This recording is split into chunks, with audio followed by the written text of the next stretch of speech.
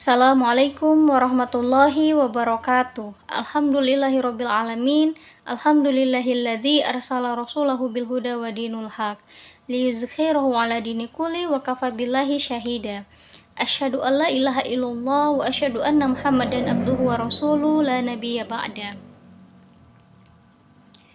Yang kami hormati dosen pengampu mata kuliah Pendidikan Kewarganegaraan, kami sebut nama beliau Ibu Nurul Fauzia MPD di tempat. Perkenalkan, nama saya Maryam Jabarudin dengan NIM 0101210197 dari Prodi Pendidikan Agama Islam kelas 2D. Pada kesempatan ini saya akan membahas mengenai Pancasila. Pancasila merupakan dasar pedoman negara Indonesia. Nama Pancasila sendiri terdiri dari dua kata yang berasal dari bahasa Sanskerta, yaitu panca yang memiliki arti 5, sedangkan sila berarti prinsip atau asas. Pancasila adalah sebuah kesimpulan yang menjadi pedoman kehidupan berbangsa dan bernegara bagi seluruh rakyat Indonesia. 5 sila dalam Pancasila tersebut yaitu diantaranya ketuhanan yang Maha Esa, kemanusiaan yang adil dan beradab, persatuan Indonesia, kerakyatan yang dipimpin oleh hikmat kebijaksanaan dalam permusyawaratan perwakilan, dan keadilan sosial bagi seluruh rakyat Indonesia. Sejarah perumusan lahirnya Pancasila. Pancasila lahir tidak serta-merta langsung begitu saja.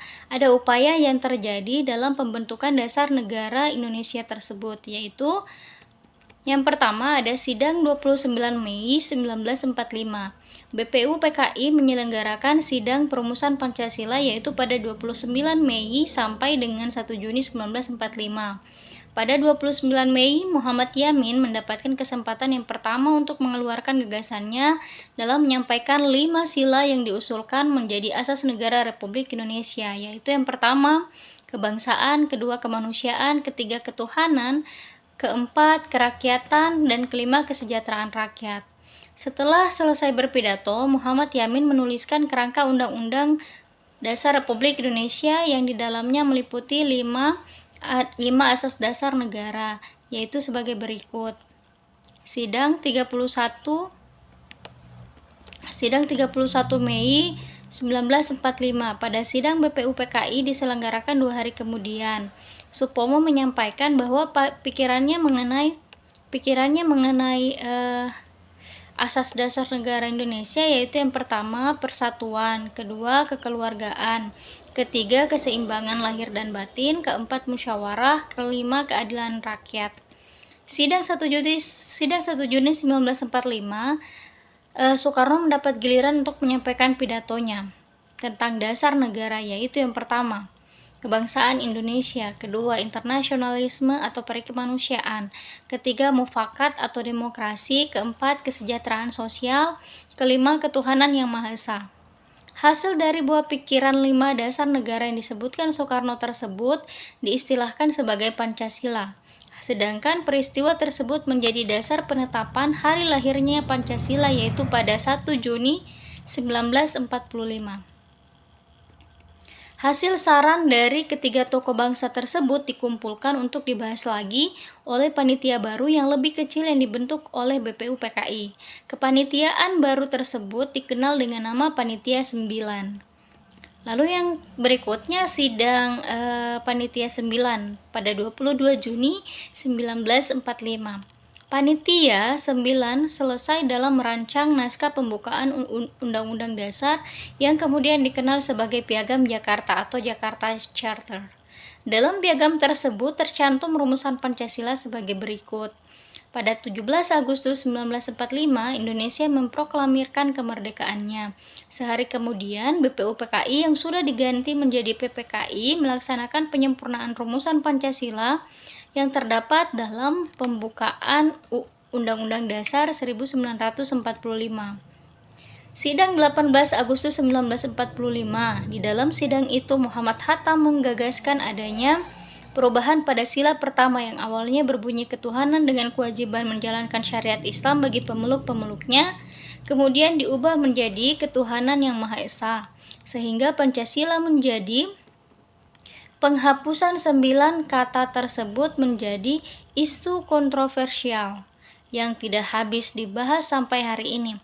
Namun demikian perlu dicatat bahwa pendiri negara kita telah sepakat bahwa sila pertama adalah ketuhanan yang Maha Esa. Selanjutnya Instruksi Presiden nomor 12 tahun 1968. Dalam perkembangannya, Pancasila ini mengalami beberapa keberagaman, baik dalam rumusan, pembacaan maupun pengucapan. Untuk menyingkatkannya, Soeharto pada 1968 mengeluarkan Instruksi Presiden tentang rumusan Pancasila yang benar sebagai berikut. Rumusan yang terakhir tersebut berlaku sampai saat ini. Fungsi dan kedudukan Pancasila. Yang pertama, Pancasila sebagai jiwa bangsa Indonesia, sebagai nilai-nilai kehidupan dalam masyarakat berbangsa dan bernegara, secara penjelasan instrumental sebagai pedoman hidup dalam bercita-cita yang ingin digapai serta sesuai dengan nafas jiwa bangsa Indonesia, dan karena Pancasila lahir bersama dengan lahirnya bangsa Indonesia. Yang kedua, Pancasila sebagai kepribadian bangsa Indonesia, sebagai bentuk fungsi dalam mengarahkan mengenai kepribadian bangsa Indonesia yang bisa dibedakan dalam bangsa lain, diantaranya sikap mental, tingkah laku, dan amal perbuatan bangsa Indonesia. Lalu yang ketiga, Pancasila sebagai pandangan hidup bangsa Indonesia, sebagai pegangan dalam pengalaman hidup dalam sejarah bangsa Indonesia yang sudah membentuk sikap, watak, perilaku, tata nilai norma, serta etika yang telah melahirkan pandangan hidup. Keempat, Pancasila sebagai dasar negara Indonesia, sebagai pengatur dan tatanan kehidupan bangsa Indonesia dan negara Indonesia, mencakup semua pelaksanaan sistem ketatanegaraan Indonesia sesuai Pancasila. Yang kelima, Pancasila sebagai sumber dari segala sumber hukum bagi negara Republik Indonesia. Sebagai sumber hukum di negara Indonesia, karena semua kehidupan negara Indonesia berdasarkan Pancasila, juga harus berlandaskan hukum. Semua tindakan kekuasaan dalam masyarakat harus berlandaskan hukum. Lalu yang keenam, Pancasila sebagai perjanjian suci bangsa Indonesia pada waktu mendirikan negara. Dasar Pancasila ini adalah sebuah perjanjian yang suci dan disetujui oleh para pendiri negara yang dilaksanakan, pelihara, dan dilestarikan. Yang ketujuh, Pancasila sebagai cita-cita dan tujuan bangsa Indonesia. Dalam setiap sila Pancasila terdapat cita-cita serta tujuan negara Indonesia yang menjadikan Pancasila sebagai pedoman atau dasar pemersatu bangsa. Tujuan Pancasila. Tujuan Pancasila ini yang pertama menghendaki bangsa yang religius, yang taat kepada Tuhan Yang Maha Esa. Yang kedua, menjadi bangsa yang adil secara sosial ekonomi. Yang ketiga, menjadi bangsa yang menghargai hak asasi manusia. Yang keempat, mewujudkan bangsa yang demokratis. Yang kelima, mewujudkan menjadi bangsa yang mencintai tanah air Indonesia. Pelopor Pancasila.